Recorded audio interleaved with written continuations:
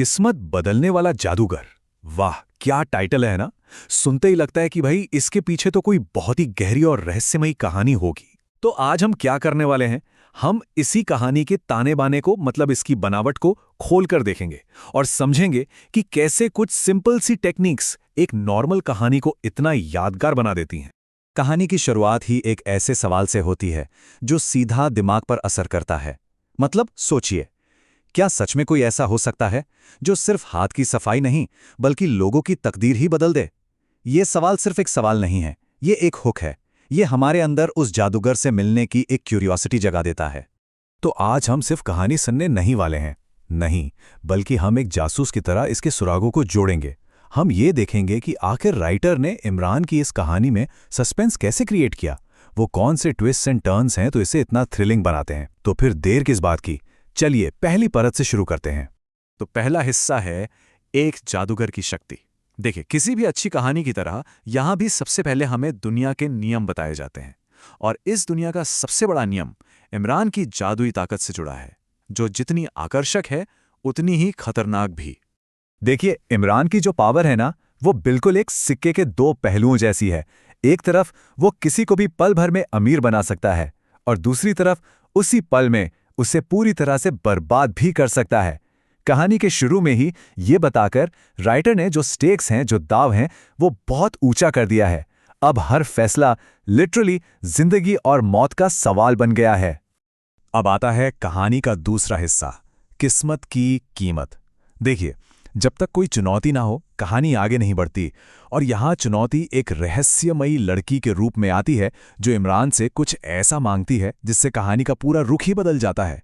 मुझे अपनी किस्मत बदलवानी है, लेकिन इसकी कीमत क्या होगी? यही सवाल कहानी का असली इंजन है।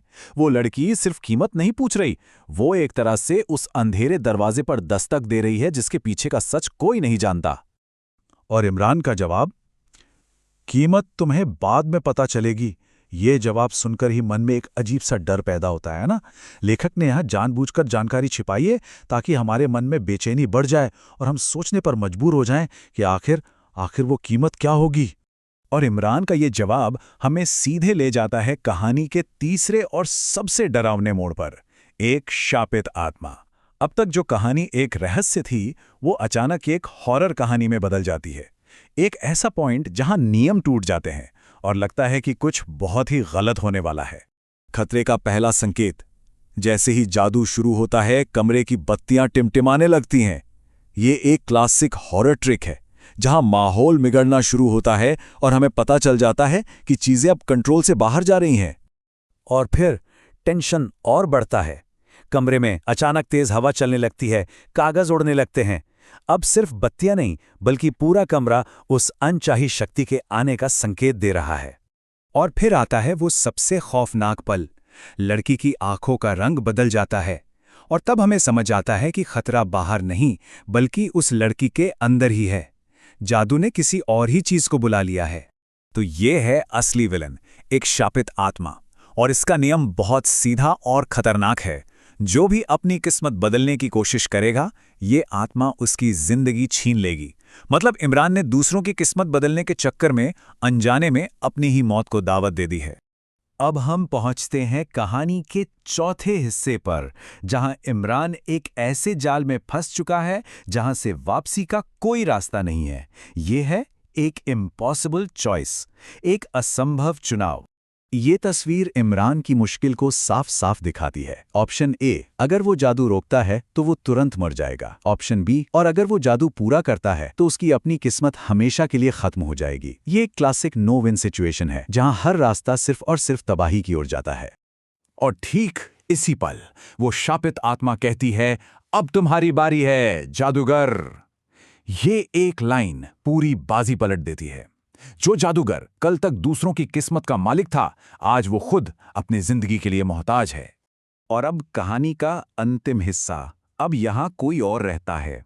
क्लाइमैक्स के बाद का सन्नाटा अक्सर सबसे ज्यादा डरावना होता है, और इस कहानी का अंत उसी खौफनाक खामोशी में होता है। अगली सुबह गांव वाले देखते हैं कि इमरान का घर बिल्कुल खाली है।